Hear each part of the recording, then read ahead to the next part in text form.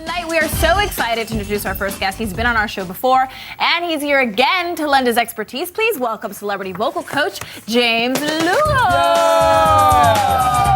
Yes. What's happening? I'm here with vocal coach James Lugo. Now, give us your general perception of last night overall. We are here with celebrity vocal coach James Lugo. Yeah. So I'm here with James Lugo of Vocal Asylum. Now, James, tell us about Vocal Asylum. It's where singers get in and they can't get out. Okay.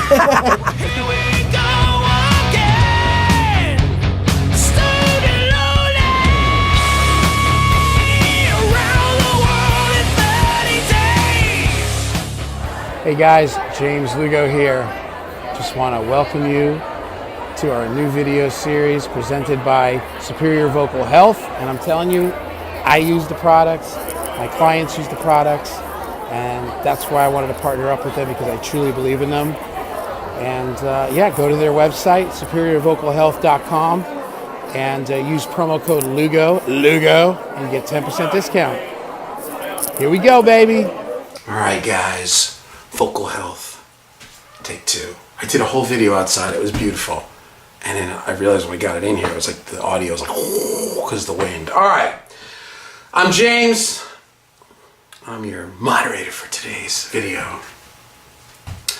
Most important thing for a lot of people is sleep. A lot of people are not getting enough sleep. All you hear, everybody says, oh, I'm super busy. You know, oh, I can only sleep for 3 hours a day. Man, telling you that will wear on your voice quicker than anything. Sleep is really important. You may have blown adrenals. You may have issues with your adrenals if you're doing too much caffeine and you're doing too much, social media and always staring at the phones and the iPads and the computers.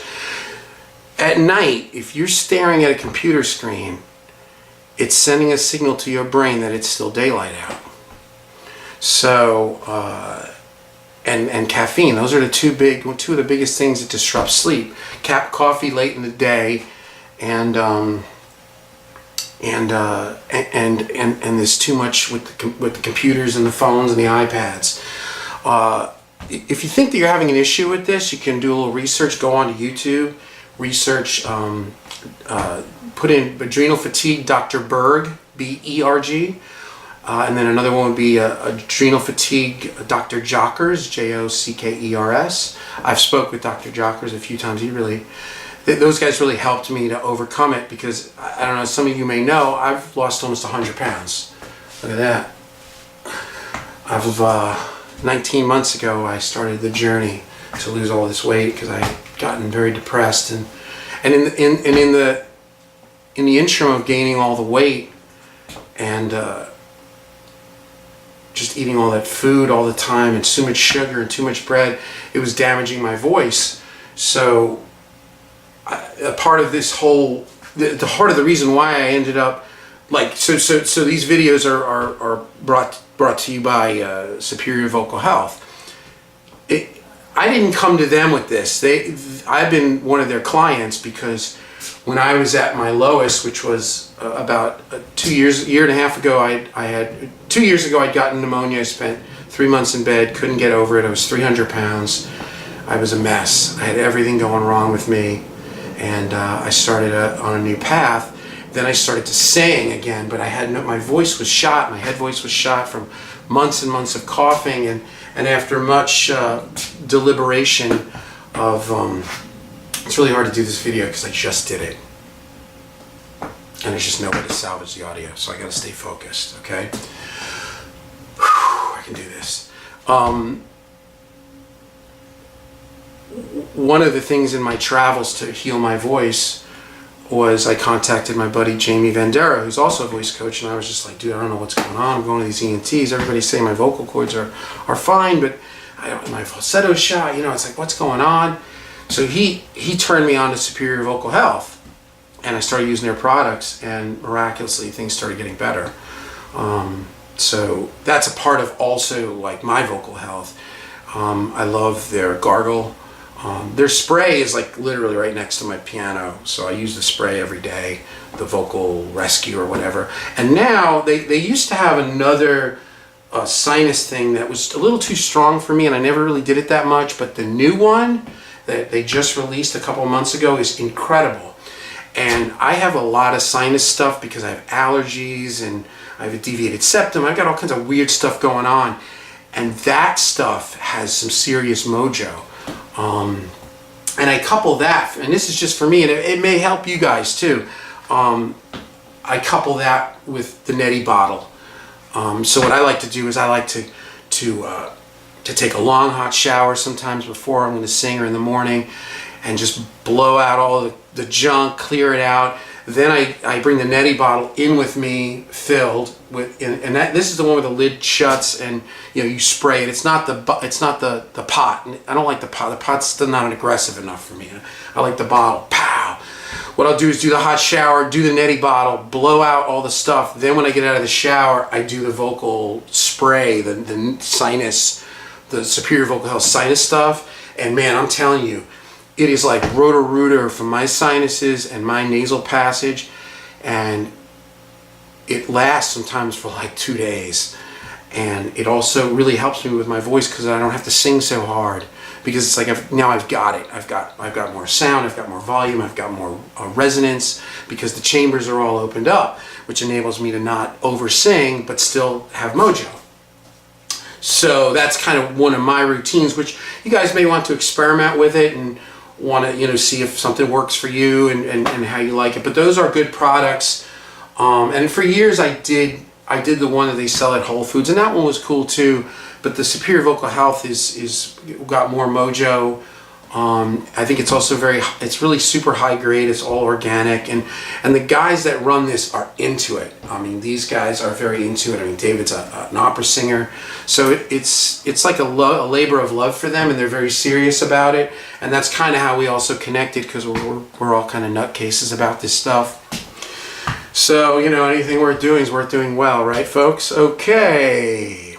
Another thing is, after years and decades of teaching voice in LA and, on American Idol and Glee and all these shows and working with all these rock stars and all these big famous actors and stuff, I'd spent a lot of time working in congruence, I guess, with Dr. Sugarman and Carol Tingle. Dr. Sugarman is like the leading ENT for vocals, like in the planet. Like everybody goes to him. He's in Beverly Hills. And then Carol Tingle is his kind of speech therapist he likes to work with, and she's a speech therapist in Santa Monica. And I went to a lot of consultations, and we kind of worked together as a team on a lot of clients.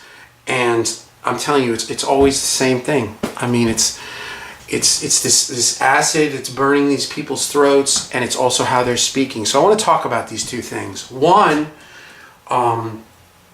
is try to eat healthy and try to get some exercise. I mean, the more you take care of yourself, and the more you can like rip yourself away from your freaking phone and Instagram, Pinterest, the better. I'm telling you, you got to get your boogie on and try to eat right. And the other thing too, for me, like, nuts are really acidic to my voice, where dairy doesn't bother it, but you may be more sensitive to dairy. For me, it's like if I eat almonds, within like 30 seconds, I'm like, I can feel it.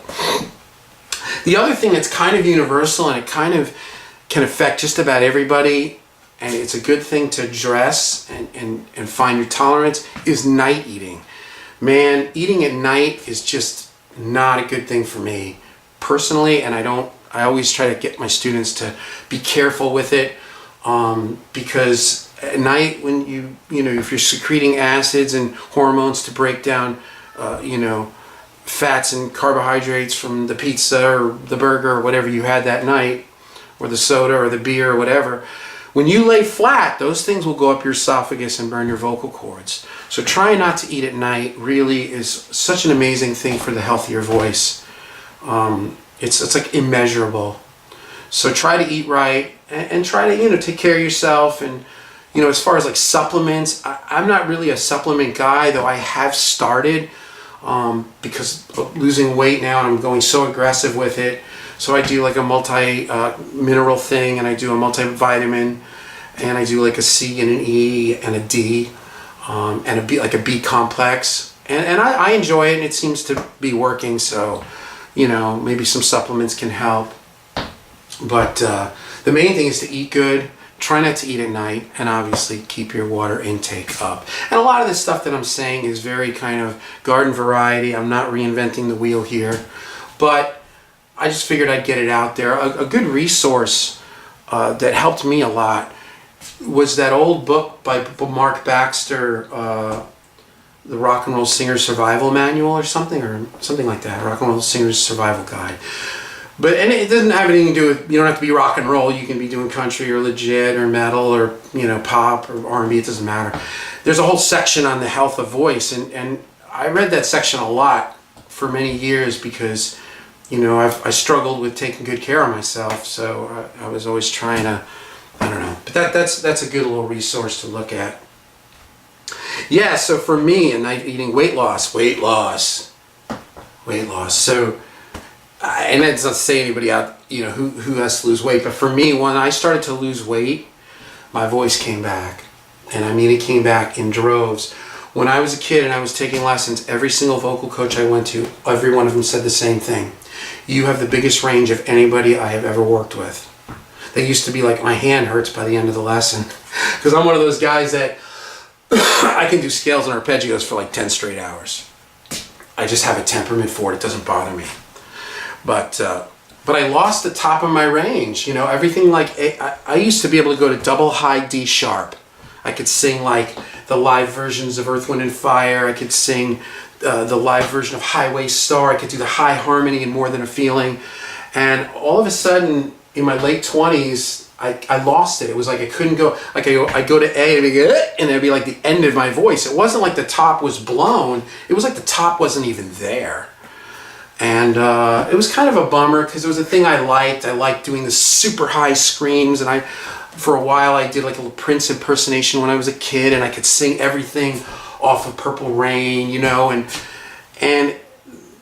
there was an Eric Benet song, you know, that I really liked these high things, and it was gone, and miraculously, like 2 months ago, it was back, and now I can sing like the live version of Reasons, which I think I sang on the last one, but.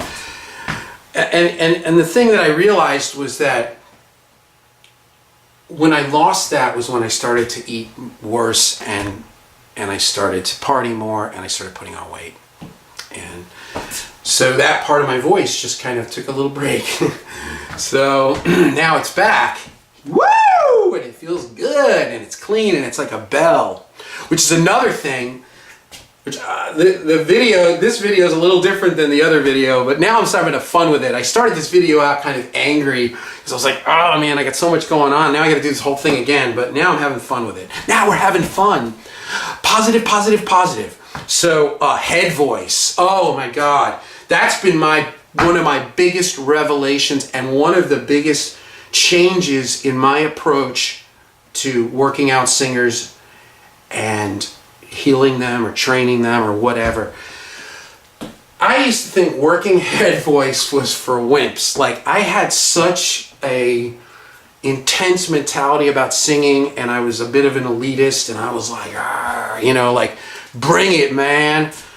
But I have really changed my tune over the last couple of years since getting sick a couple of years ago and then having to kind of rehab my voice over months and months and months and then actually accomplishing it. In that interim, I did a lot of researching, I did a lot of experimenting, I studied with a lot of different coaches. This amazing girl in New York, I can't for some reason remember her name. I worked with a girl in North Carolina, Johanna Boberg, who was helping me with this whole head thing. And Dina Murray and Jamie Vandera was helping me. Like all these people were helping me. And then Superior Vocal Health came in and it all kind of culminated. And it started a change in me, which was like to really start to work this top. And the therapeutic value of it is immeasurable. So work that dome. Yeah! Yeah!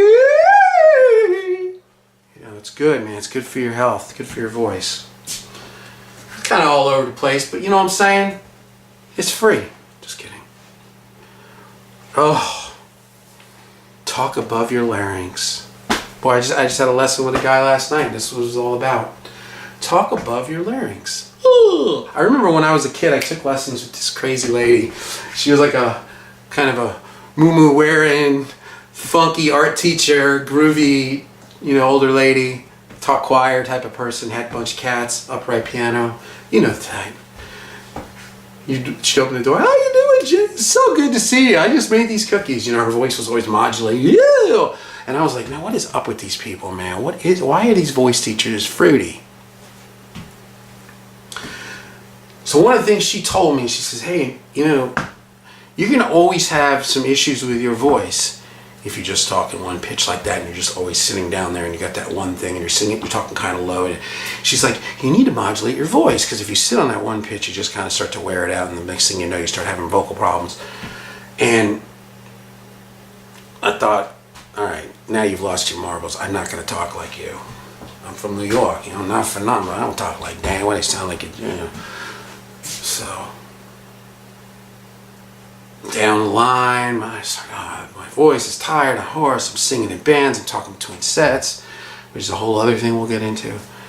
And I start, researching and finding out, and it's like, yes, she was right. She was right. And I changed it up. Yeah. Now I'm James. I modulate my voice when I speak. I don't talk as much and I don't talk as loud. And my voice, for the most part, is always good. As he coughs. We're all overcoming a little funk here too. See, I'm funky, I'm a little sick, and I still have my head voice. And I'm making videos. So, that's the good news. Oh man.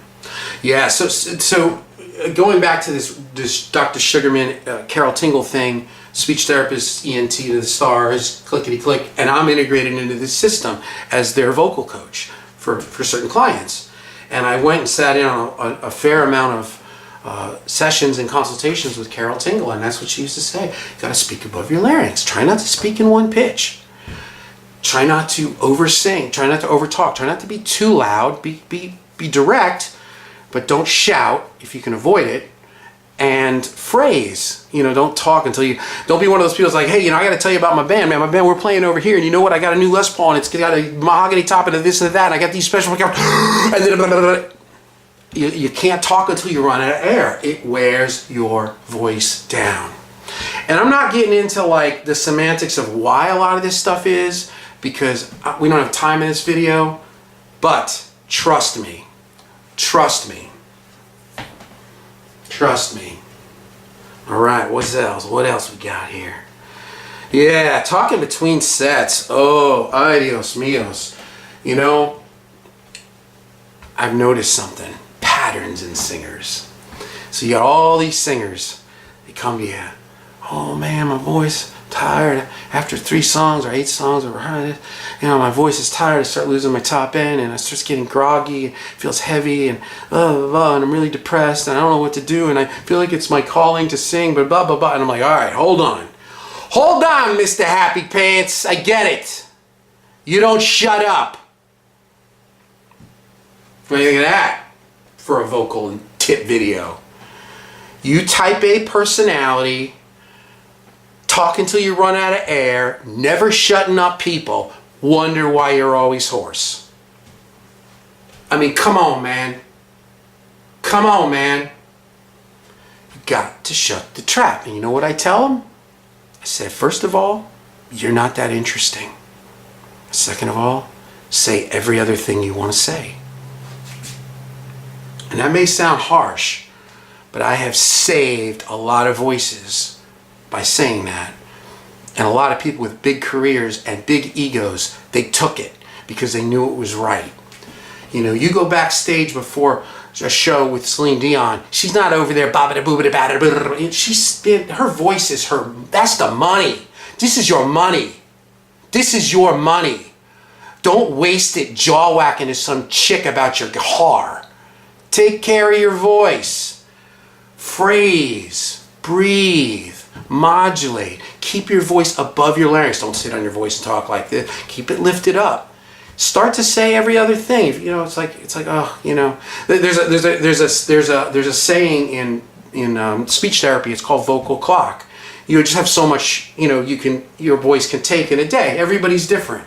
For me, it may be more than you, or for you, it may be more than me. But you kind of get a sense of where your clock's at. So if you've got a bit of a temperament for blowing your voice out early, then don't waste your time. Don't waste your voice too much. Take it easy, especially on days when you're singing. Take that long hot shower, man. Text somebody, don't call them. Be a modern kid. Work the head voice and warm it up. Obviously, that's good. I don't know what else. There's so much, but that's it. Throat coat tea is good. Hey, my kids just show up on. This is my little screamer. He's got to naturally scratch you guys. So y'all out there, yeah!